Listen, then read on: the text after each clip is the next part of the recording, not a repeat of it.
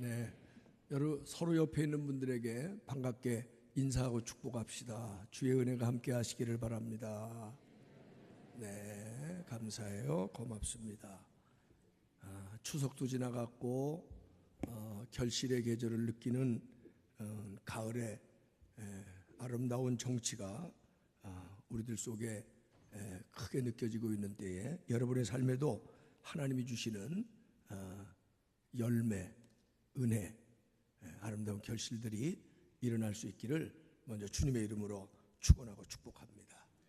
제가 지난 8월 마지막 주 설교를 하면서 설교한 거 다 잊어버리셨죠 벌써? 그러니까 오늘 제가 또 설교를 해도 별로 문제가 될 건 없을 것 같은데, 그래도 하나는 기억하시면 좋겠어요. 요한복음 8장 29절, 나를 보내신 이가 나와 함께 하시도다.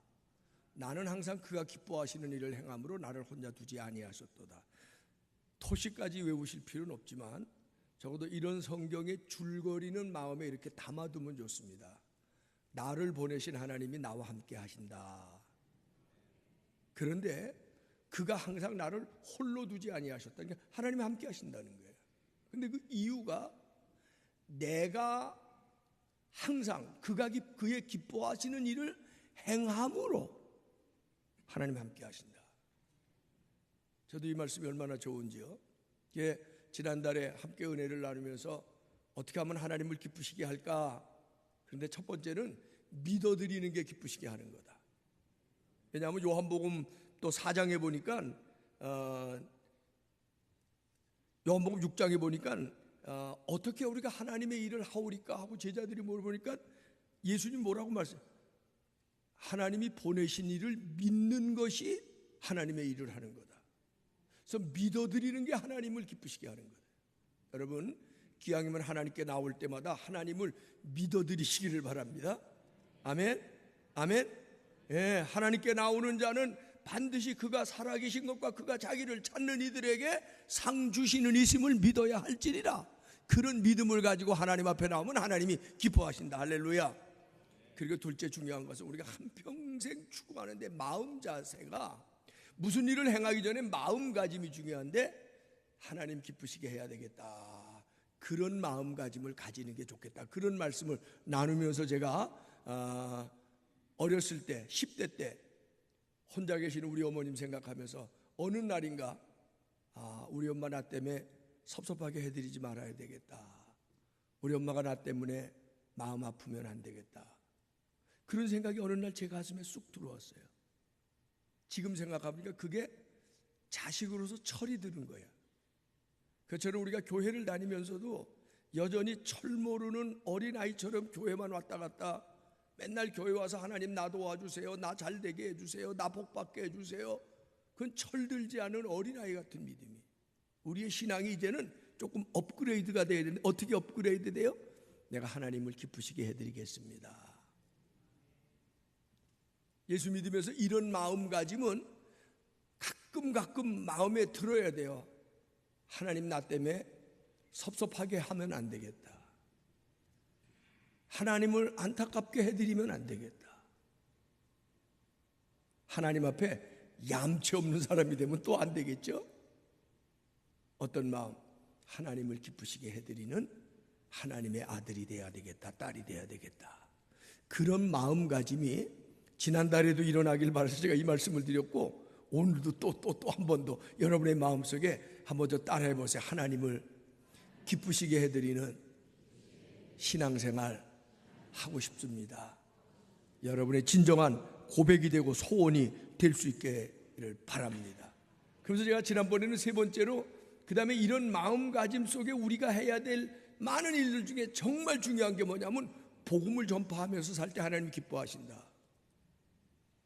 복음 전파하는 건 뭐냐면 전도인데, 전도라는 의무와 책임감을 떠나서 우리가 살아가면서 하나님의 사람으로, 하나님을 만난 사람으로, 하나님의 구원을 받은 사람으로 우리가 어디 가서든지 누구를 만나든지 겸손하게 큰 소리 할 거 없어요.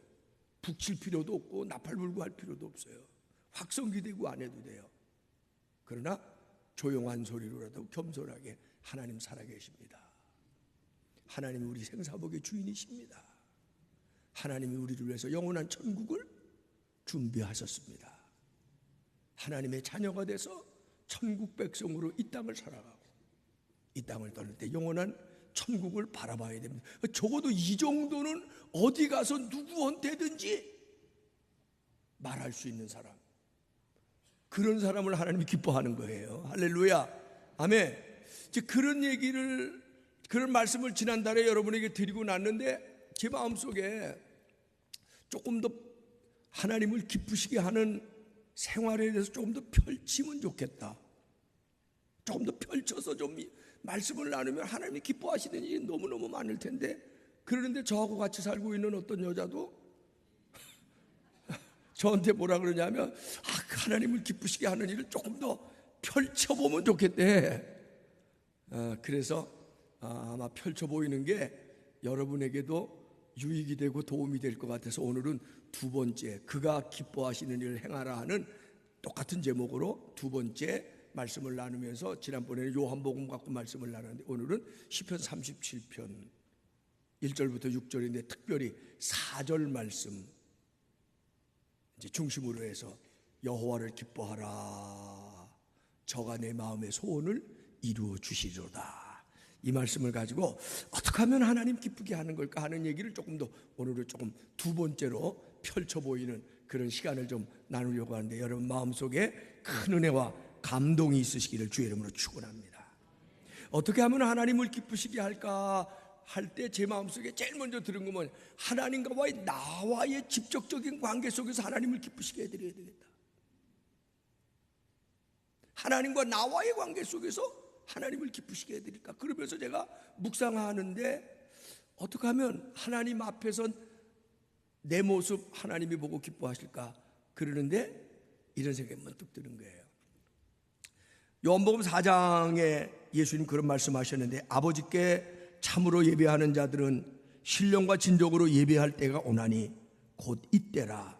아버지께서는 이렇게 자기에게 예배하는 자들을 찾으시느니라. 아멘. 한번 따라해 보시죠. 하나님께서는 하나님께 예배하는 자들을 찾고 계십니다. 무슨 얘기일까요? 하나님은 누가 하나님 앞에 나와 예배를 드리는지를 보고 계시고 찾고 계시고 어떻게 보면 기다리고 계신다. 표현이 조금 하나님 앞에 그렇게 하면은 조금 저급한 표현이 될 수 있지만, 하나님은 우리의 예배를 먹고 사시는 분이에요. 예배 받는 걸 기뻐하시는 거예요. 그 요한복음 4장의 말씀은 하나님은 예배하는 자들을 찾는데, 어떻게 예배하는 자, 그 예배하는 자의 모습까지 얘기하는데 신령과 진정으로, 그러니까 쉽게 말하면 진실된 마음으로, 정성된 마음으로, 기쁘고 즐거운 마음으로 예배하는 사람들을 찾고 계시고 기다리고 계신다는 게, 할렐루야, 아멘. 오늘 여러분 예배 드리러 왔는데 하나님이 찾으시는 자리에 나오신 거예요. 그런데 기왕이면 기뻐하는 마음으로 예배 나와. 혹시 오다가 부부싸움 하신 분도 마음을 빨리 바꾸세요. 야, 하나님 앞에 예배 드리는 게 참 좋은 거다, 그렇게 바꾸셔야 돼요. 혹시 어머니 아버지 부모님의 권유나 강요 때문에 조금 더 자고 싶은데 억지로 일어나서 오는 아들 딸들, 어떤 때는 즐거운 마음보다 또 주일이 와서 이러고 오잖아. 그런데 기왕에 나오는 거, 기왕에 오셨잖아요. 그러니까 어쩔 수 없이 왔든 끌려왔든 오셨으면 기왕이면 하나님이 나를 찾고 보고 계신다, 그런 마음을 가지고 기쁜 마음으로 여세요. 하나님 앞에 오늘 이 시간이라도 자원하는 마음으로 내 예배를 받아주세요. 그렇게 하나님 앞에 마음을 여시고 정성된 마음, 진실된 마음, 그런 마음을 가지고 예배에 한번 참여를 해보시면 하나님이 그걸 보신다는 거예요. 옛말에도 뭐 억지 춘향으로 하는 방법도 있긴 있대요. 그러나 기왕에 하는 것 억지 춘향으로 하지 말고 예배에 나오는데 정성된 마음으로, 진실된 마음으로 하나님 앞에 그렇게 제사를 드리는 마음으로 나오면 하나님은 그걸 보고, 그런 사람을 보고 계신다. 그래서 오늘 기쁜 마음으로, 자원하는 마음으로, 즐거운 마음으로, 정성된 마음으로 나와 예배를 드릴 때 하나님이 기뻐하시고요. 아멘. 그렇게 예배를 드리게 되면 나중에는요, 억지로 나온 것 같은데 자기에게 기쁨이 생겨요. 예배가 정말 귀한 일이고 가치 있는 일이고, 예배가 다른 말로 말하면 정말 신기한 일이고 기적 같은 일이라, 예배를 통해서 사람들이 거듭나기도 하고, 예배를 통해서 위로를 받기도 하고, 예배를 통해서 하나님을 만나기도 하고, 예배를 통해서 은혜와 복을 경험하는, 세상에서는 경험할 수 없는 시간이 예배 시간이라, 그런 마음, 믿음을 가지고 사실 수 있기를 주의 이름으로 축원합니다. 지금은 다 천국 가신 분들이지만 오래된 역사인데, 지금도 미국에 가면 있습니다만은, 미국에 1,400개의 전국적인 점포를 가지고 있고 20만 명의 직원과 이미 30년 전에 연매출 180억 불을 달성한 페니 백화점이라는 백화점 이야기입니다. 이 백화점을 시작한 J.C. 펜이라는 분은, 그분 얘기 오래 할 수는 없습니다만은 고등학교밖에 졸업을 못했어요. 그리고 돈 벌어야 되겠다 생각해서 정육점을 시작했어요. 그래서 큰 호텔 체인에 고기를 납품하는 아주 정말 운수대통하는 일을 얻게 된 거예요. 그래서 고기를 납품하는데 거기 호텔의 주방장, 그 납품 그거 하는 최고 책임자가 이 정육점의 주인인 페니에게 매주마다 상납을 하라는 거예요. 어느 날은 포도주를 한 병 가져와라, 어느 날은 뭘 가져와라. 그러니까 페니의 입장에서 양심적으로 살아야 되는데, 아니 자기가 정당한 고기를 잡아서 좋은 고기를 그거 해주면 호텔의 주방장은 그걸 갖고 요리해서 손님에게 잘 하면 되는데, 아니 자기가 뭐라고 매주마다 포도주를 요구하고 뭐를 요구하고, 그건 부정한 거다. 나는 그렇게 못하겠다. 그래갖고 잘 됐으면 좋겠는데, 그 바람에 그 호텔에서 거래를 중단하는 바람에 소문도 좋지 않게 나서 결국 정육점 사업을 몇 년 만에 접게 됐어요. 설상가상으로 이 페니가 결혼을 했는데 첫 번째 부인이 죽었습니다. 두 번째 다시 결혼했는데 이 두 번째 부인은 없어졌어요. 도망간 거지, 우리 식으로 말하면. 그리고 끝났어요. 그리고 여러 사업들을 시작했는데 번번이 실패합니다. 56세가 되었을 때 그는 질병에 걸렸는데 마음에 절망은 있고 인생에 대한 그런 새로운 의욕도 없어요.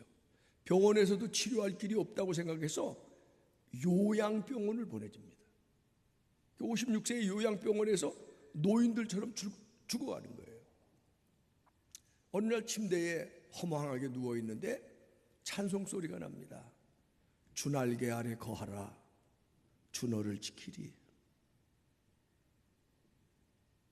그 찬송 소리를 들으면서 끌린 듯이, 이 소리가 어디서 나나 하고 일어나 가보니까 병원에 있는 조그만 방에서 병원 요양원의 환자들과 직원들 몇을 위해서 드리는 예배 시간이었어요. 맨 뒷자리가 앉아서 그들과 함께 찬송하고 그들과 함께 기도하고, 그렇게 1시간 예배 시간을 보내고 났는데, 1시간 예배를 딱 참석하고 났는데 J.C. 페니가 완전히 새 사람이 됐습니다. 자기가 하나님의 아들이 되었다는 것, 하나님이 자기를 구원한 백성이라는 것, 예배를 통해서 절망을 속을 헤매던 J.C. 페니가 희망의 빛을 발견하게 돼요. 그러고 나서 그 사람이 달라지기 시작한 거예요. 그때부터 그가 56세에 이런 결심을 합니다. 이제부터 남은 생애를 하나님을 기쁘시게 하는 삶을 살아야 되겠다. 그리고 95세에 그가 세상을 떠나며 약 40년을 그렇게 살은 거예요. 그리고 새롭게 시작한 것이 J.C. 펜이라는 조그만 점포 하나를 시작했어요. 그 점포를 시작하면서도 하나님을 기쁘시게 하는 거니까 돈 버는 게 목적이 아니에요. 말씀을 읽다 보니까 예수님의 여러 가르침 중에 황금률, 너희가 대접을 받기를 원하면 먼저 남을 대접하라. 받는 자보다 주는 자가 복이 있도다. 그걸 경영철학으로 삼아서 점포를 운영하면서 이익금이 생기면 혼자 갖지 않고 직원들에게 나눠주는 거예요. 어려운 사람이 있다 그러면은 조용히 나눠주는 일을 서슴지 않아요. 하나님의 사업이 있고 교회를 짓는 일이 있다 그러면 자기가 얻은 수익을 나눠주는 그런 삶을 사는데, 점포가 나중에 1400개의 20만 명의 직원을 가진 대기업의 주인으로서 그가 95세의 세상을 떠났는데, 유명한 뉴욕 타임즈에 제이스 페니에 대한 죽음을 보도하면서 이렇게 기자가 얘기를 했다고 합니다. 그는 도무지 믿기지 않을 만큼 훌륭한 사람이었다. 성경이 가르쳐준 황금률, 주라고 하는 황금률을 기업윤리로 삼은 그의 경영 철학은 돈을 버는 것을 목적으로 삼는 경영 철학하고는 빗나간 철학이었다. 그런데도 나누어 주고 베푸는 황금률의 경영 철학이 현실 사회에서도 인정받았다는 것을 그의 경영을 통해서 우리는 보게 되었다. 예배를 한 번 드린 것이 56세 끝난 인생이었는데, 제2의 40년 인생을 살면서 여러분, 기자가 칭찬하고 박수를 보낼 만큼 그렇게 멋진 인생을 살다 간 사람들의 이야기를 여러분 기억하시기를 바랍니다. 제가 목회하면서 여러분에게 여러 번 말씀드린 것이 사실은 시편 37편 4절 말씀이에요. 여호와를 기뻐하라. 여기 워낙 기뻐하라는 거는 하나님을 좋아하는 거예요. Delight in God. 하나님이 너무너무 좋아요. 하나님 좋아서 오늘도 예배 나왔어요. 하나님이 좋아서 오늘도 교회 다녀요. 하나님이 좋아서 나는 하나님의 자녀로서 살아가는 것이 너무너무 감사해요. 그게 워낙은 여호와를 기뻐하라는 거예요. 그런데 여러분, 사람도요, 정말 사랑하면 어떻게 할까요? 그 사람이 좋아하는 거, 기뻐하는 걸 하려고 그래요? 아니면 그 사람이 싫어하는 걸 골라서 하려고 그래요? 똑같은 거예요. 정말 하나님이 좋으면 정말 하나님이 정말 귀하게 여기고 하나님이 정말 나 같은 것을 구원해 주신 것이 너무너무 감사하게 느껴지면 하나님을 기쁘시게 하고 싶은 마음을 갖는 것이 당연한 결론이 되어야 되는 거예요. 그래서 다시 저는 저나 여러분이 이 세상을 살아가는 동안 하나님을 믿고 살아가는데, 기왕이면 하나님 앞에 나와서 나 잘되게 해주세요, 나 복받게 해주세요, 나 그렇게 믿지 말고 이제는 우리의 믿음이 조금 성숙해져서 어떻게 해야 된다고요? 내가 하나님을 기쁘시게 하는 삶을 살겠습니다. 내가 하나님을 기쁘시게 하는 교회 생활을 해야 되겠습니다. 매사를 어떻게 하면 하나님을 기쁘시게 할 것인가에 초점을 맞추세요. 초점을 잘 맞추면 망원경 갖고 전체를 볼 수 있어요. 초점을 잘 맞추면 렌즈 하나로 불을 붙일 수도 있어요. 근데 초점 잘못 맞추면 흐릿하게 보이고 머리가 아파요. 신앙생활 하면서도 초점을 잘 맞춰야 되는데 우리의 초점은 뭐냐? 하나님을 기쁘시게 하는데 우리의 신앙생활의 초점, 포커스를 탁 맞추고 가면, 때로는 우리가 간절한 거 있을 때 기도합니다. 하나님 이루어주세요, 아버지 이루어주세요. 그런데 저는 목회 45년 넘게 하면서 미처 기도하지 않았는데도 하나님이 내 마음속에 있는 소원을 이미 아시고, 입으로 내가 하나님 앞에 간구하기 전에 하나님이 내 마음에 있는 소원과 계획을 아시고 열어주시고 이루어주시더라. 할렐루야, 아멘. 여호와를 기뻐하는 아름다운 소원을 가지고 사시기를 주님의 이름으로 축원합니다. 이게 하나님 기쁘시게 하는 첫 번째. 두 번째는 어떻게 하면 하나님 기쁘시게 할까? 오늘 시편 37편 갖고 말씀을 나누는데, 오늘 본문에 보니까 땅에 거하며 그의 성실로 식물을 삼을지어다. 시편 37편 3절에는 뭐라 그러냐면, 땅에 살면서 땅에 머무는 동안 그의 성실을 먹을거리로 삼을지어다. 먹을거리. 여러분, 사람이 암만 배부르다 그래도 하루 세 끼는 꼭 먹어야 되잖아요. 늘 일상적으로 먹어야 되는 것처럼 이 땅에 살면서 예수 믿는 사람들이 먹어야 될 것은 성실을 먹어야 된다는 거예요. 이 얘기는 또 다른 말로 말하면 하나님은 이러거든요. 하나님 말씀에 내가 성실한 존재다. 우리 하나님은 성실하신 분이에요.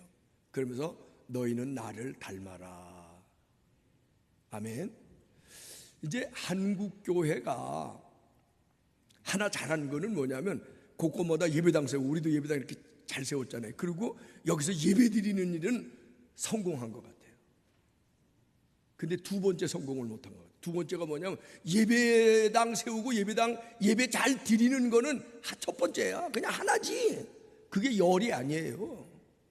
두 번째가 뭐냐면 성실을 먹을거리로 삼을지어다 그랬는데, 예배는 잘 드리는데 세상에 살면서 성실하지 않아. 예수 믿는 사람은 트레이드 마크가 돼야 돼요. 요즘은 그게 아직도 공신력이 있는, 옛날엔 KS 마크라 그랬거든. 예수 믿는 사람은 트레이드 마크가 돼야 돼. 예수 믿는 사람 믿을만해. 예수 믿는 저 사람 진짜 신실하지. 야, 저 사람 예수 믿어. 정직해. 그 예수님 뭐라 그러냐면 너희는 세상에 소금이고 빛이라 그랬거든요. 오늘의 한국의 그리스도인들이 저부터 실패한 게 뭐냐? 세상 사람들에게, 또 믿는 사람들 상호간에도 성실함을 보여주지 못했어. 정직함을 보여주지 못했어. 빛된 삶을 보여주지 못했어요. 그러니까 안 믿는 사람들이 그렇게 말하지는 않겠지만 너나 나나, 믿는 것들이나 안 믿는 나나 뭐 다른 게 뭐가 있냐. 우리가 빛이 돼야 됩니다, 소금이 돼야 됩니다 뭐 이러고 그러면 너나 잘하세요, 그렇죠. 여러분 보세요. 어떤 부모가 정말 정직을 가훈으로 삼는 부모가 있어요. 그런데 아들, 딸이 공부는 잘하는데 얼마나 거짓이 많은지 몰라. 그럼 부모가 그거 기뻐하겠어요? 부모 입장으로서 그게 자랑스럽겠어요? 아들, 딸이 공부는 잘하고 좋은 학교는 다니고 뭐 돈은 버는지 뭐 아들 거짓이 입에 뱄어, 몸에 뱄어. 그러면 부모로서는 잘못 가르친 거예요. 하나님이 하나님의 자녀들인 우리를 바라보고 어떤 것을 기뻐하시고 어떤 것을 부끄러워하실까? 성실한 것을 기뻐하십니다. 할렐루야, 아멘. 선진국과 후진국 비교를 우리는 경제지표 갖고 많이 해요. 그래서 대한민국은 선진국 반열에 들었다고 그래요. 그러나 사실은 선진국이냐 후진국이냐는 그들의 문화와 생활을 보는 거예요. 그런 면을 볼 때 대한민국은 아직도 문화적으로 사회적으로 선진국이 아닐 수도 있어요.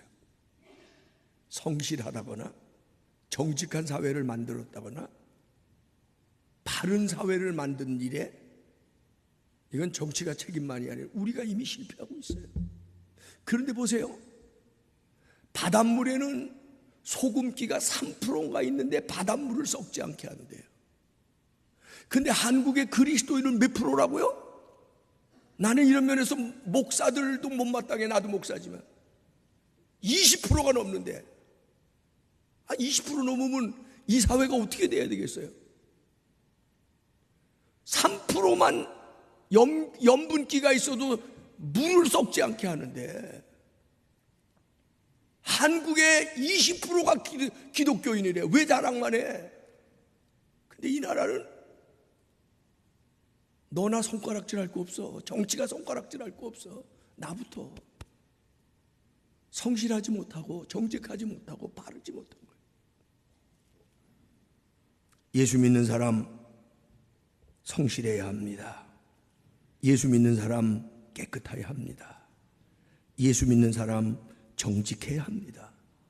이것이 한국 교회의 이미지가 돼야 되는데 한국 교회는 이걸 실패한 거예요.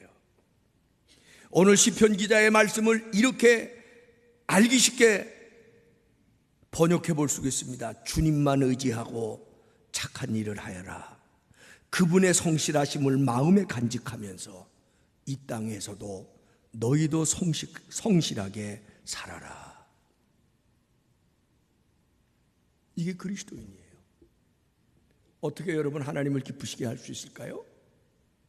이 땅에 사는 동안 정직하고 바르게 성실하게, 아멘, 하나님 앞에나 사람 앞에 부끄럽지 않게 그렇게 살아가는 마음의 다짐들, 물론 우리 완벽하진 않기 때문에 이렇게 설교하는 저도 100% 완벽하지 않아요. 저도 부끄러운 게 많고 저도 잘못하는 일들이 지금까지도 많았고 지금도 있을 거예요. 앞으로도 아마 그런 일들이 내게 일어날 수 있을 거예요. 그러나 우리가 하나님 앞에 결단하는 건 겸손하고 진실하게 다시 한번 성실하게 살겠습니다. 정직하게 살겠습니다. 바르게 살겠습니다. 하나님 앞에 부끄럽지 않게 살겠습니다. 사람들 앞에 칭찬은 받지 못해도 손가락질은 받으면 안 되잖아요. 적어도 이런 교인으로 하나님 앞에 설 수 있게 되기를 바랍니다. 오래된 얘기였지만 캐나다의 깁슨이라고 하는 사람은 방학군이에요. 물방학간 방학군 인부로 시작해서 나중에 캐나다의 철도를 280마일을 소유하고 5,200 정도의 산림을 소유한 철도왕 산림왕이 되었대요.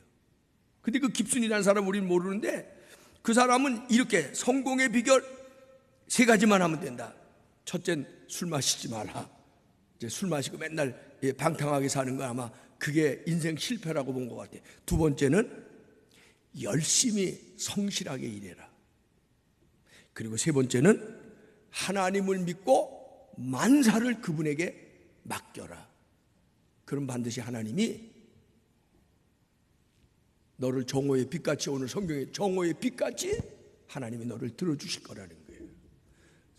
기왕에 여러분도 교회를 다니기 시작하고 하나님의 아들, 딸이 되었으니까 인생 철학 하나 정도는 가져야 되는데 시편 37편의 말씀이 여러분의 인생 철학, 여러분의 가훈이 돼도 좋겠다는 거예요.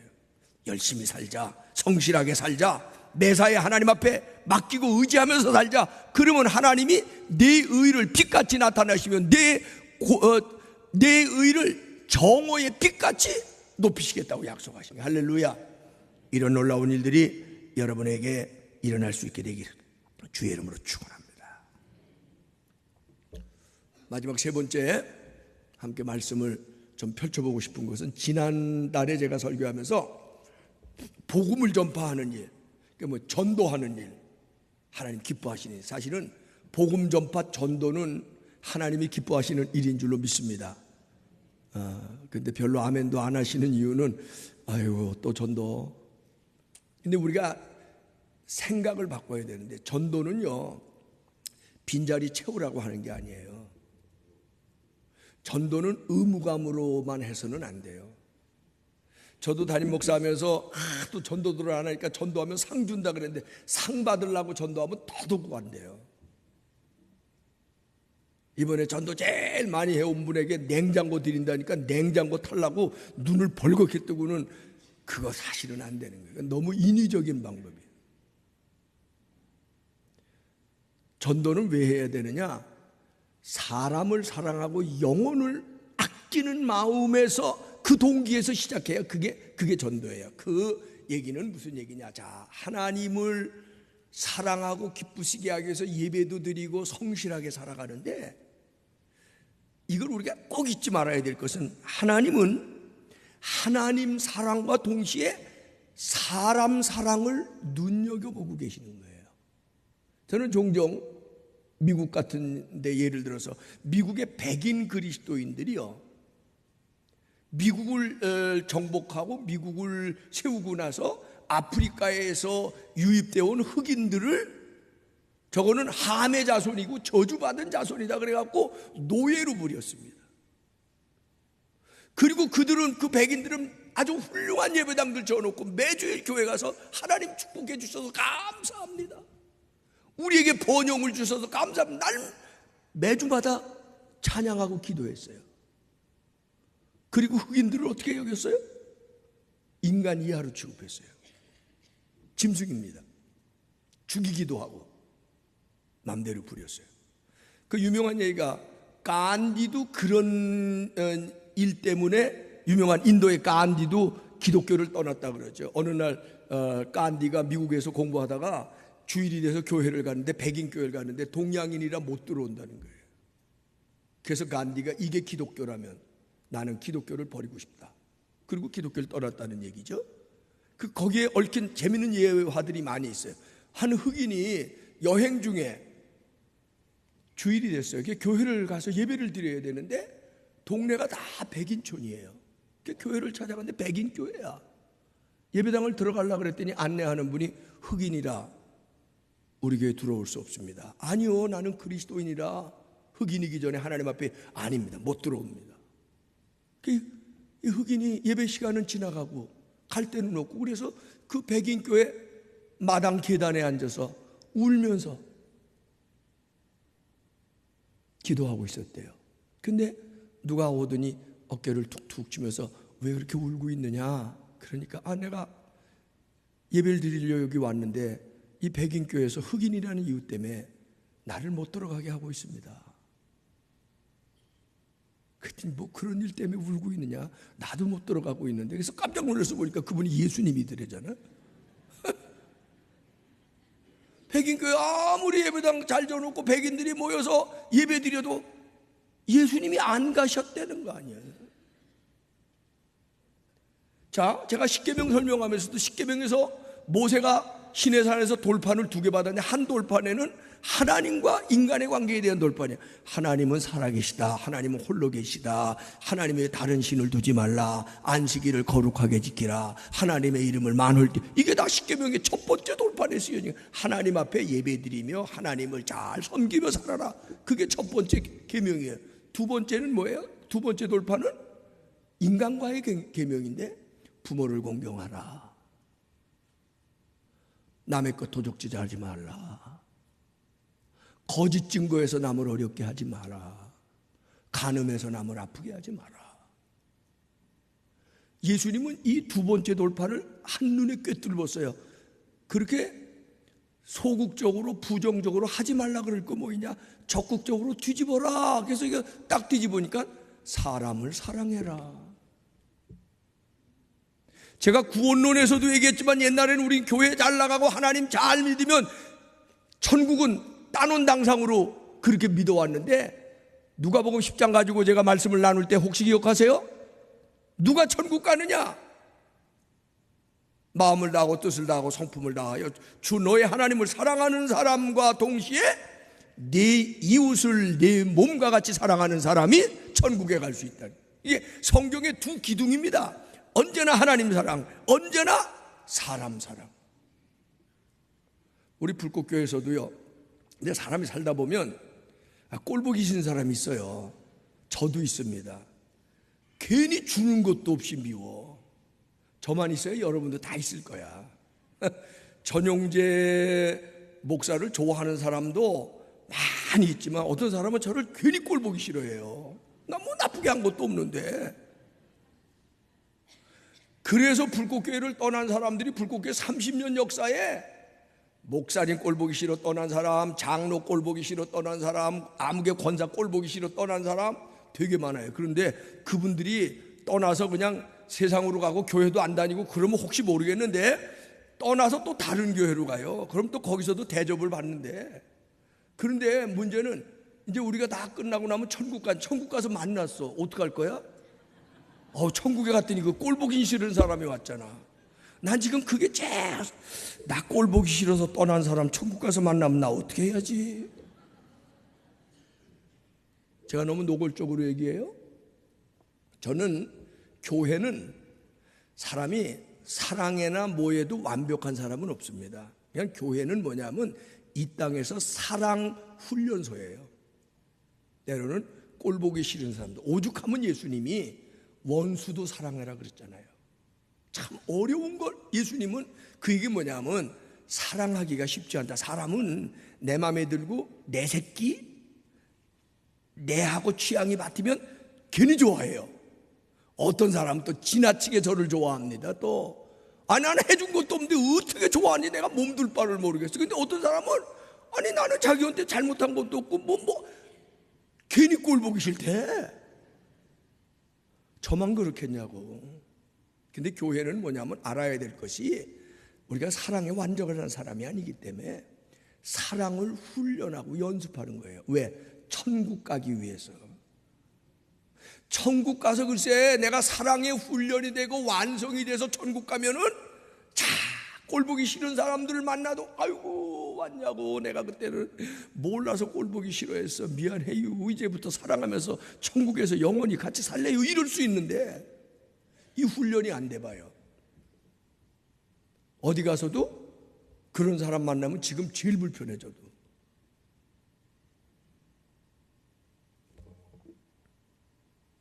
십계명도 하나님 사랑, 사람 사랑, 구원론도 하나님을 사랑하고 내 이웃을 내 몸과 같이 사랑. 어떻게 하는 것이 하나님을 기쁘시게 하냐? 하나님 앞에 나와서 예배 잘 드리고 하나님 앞에 성실하게 사는 것이 기쁘시게 하는데, 그런데 사람을 없은 여기고 깔보고, 옛날에 노예 시대라고 해서 노예들을 개돼지 취급하고, 그럼 하나님 기뻐하시겠냐 말이에요.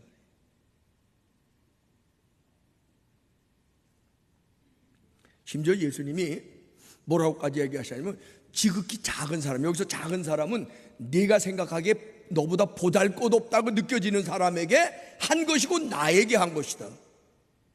심지어 예수님 뭐라고 하면, 지극히 작은 사람, 지극히 보잘것없는 사람에게 내 이름으로 냉수 한 그릇을 대접해도 결단코 천국에서 상을 잃지 않게 될 것이다, 그렇게 말씀하셨거든요. 이게 무슨 얘기냐?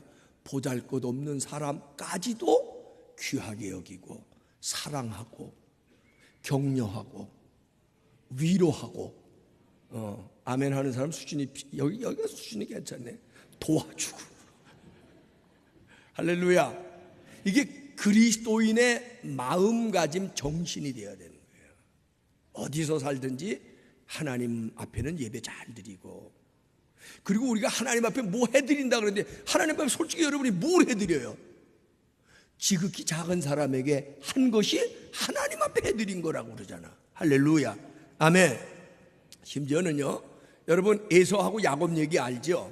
형제로 쌍둥이로 태어났는데 야곱이 얼마나 교활한지 장자권을 뺏어 먹은 거야. 형 팥죽 한 그릇에 장자권을 잃고 나서 에서가 나쁜 놈의 새끼, 죽일 놈의 새끼, 내 장자권을 뺏어가 저 새끼 그냥 내가 죽여버려, 이러고 나가는 거야.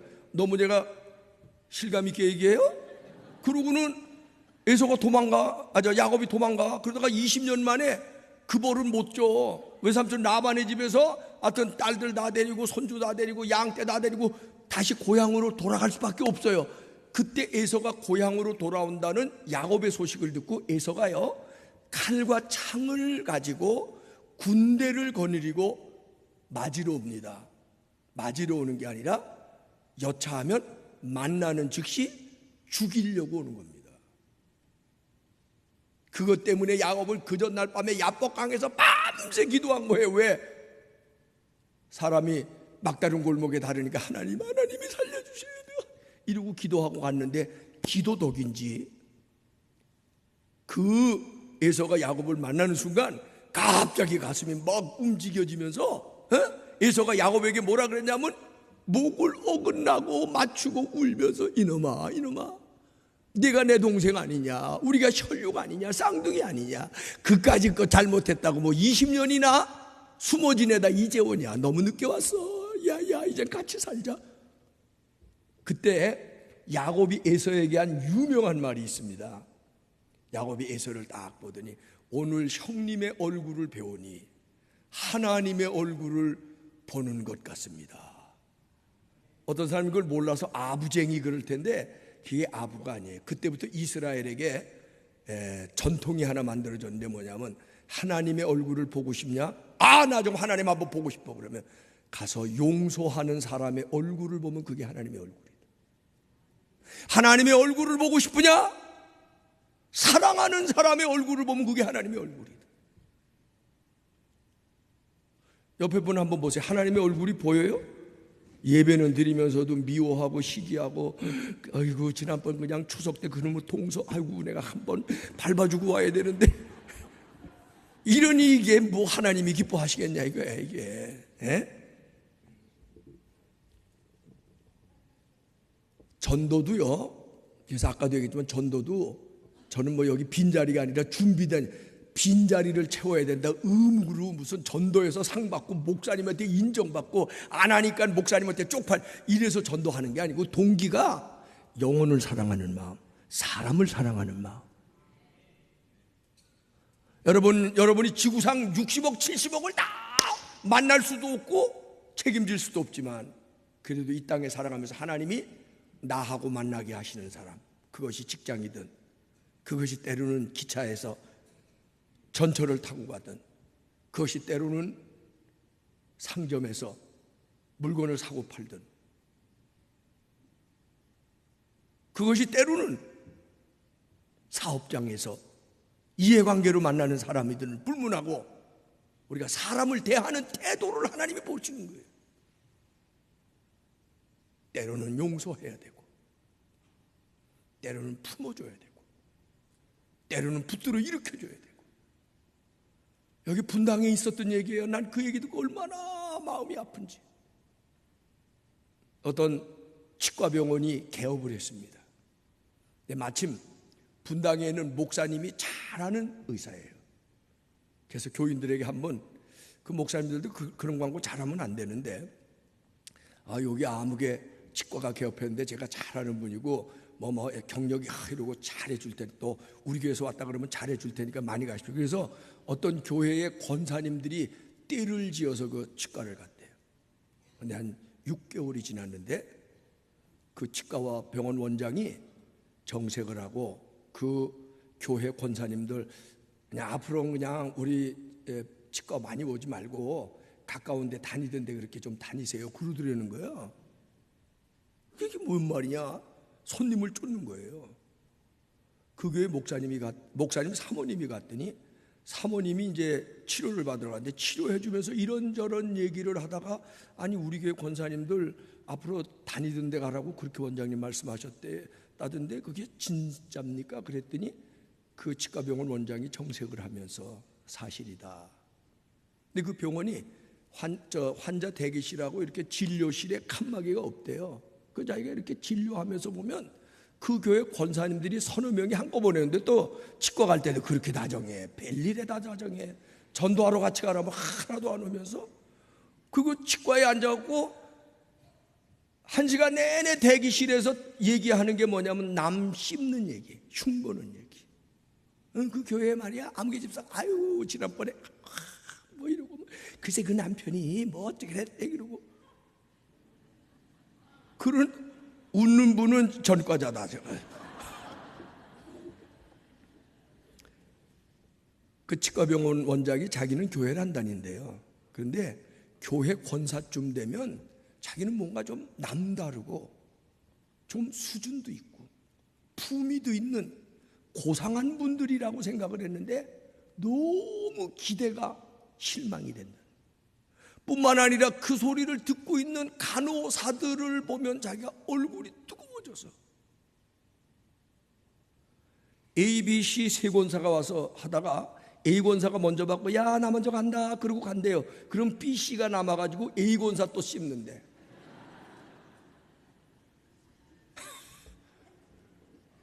이게 오늘 우리의 모습이야. 정 궁금한 분은 와서 내가 치과병원 이름도 가르쳐주고 교회 이름도 가르쳐 진짜로 있었던 얘기야. 지난주에 내가 들은 실화예요. 이게 오늘 한국의 그리스도인들의 모습이야. 그게 오늘 내 모습이야. 그러니까 우리가 하나님을 안타깝게 하는 신앙생활을 계속하면서 교회 와서는 은혜 주시고 복 주실 줄로